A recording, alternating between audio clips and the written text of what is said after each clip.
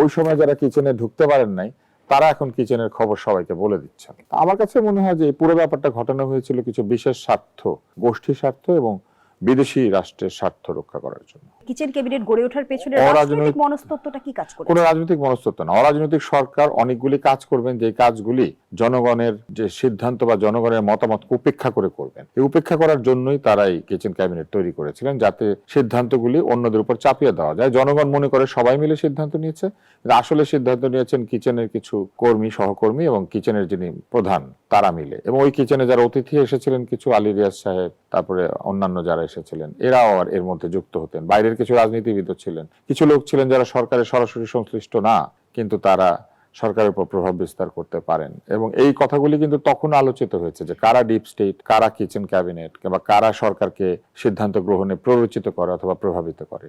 এবং এই ঘটনাটা এখন প্রকাশিত হয়ে যাচ্ছে। এই কারণে ওই সময় যারা কিচেনে ঢুকতে পারেন নাই তারা এখন কিচেনের খবর সবাইকে বলে দিচ্ছেন।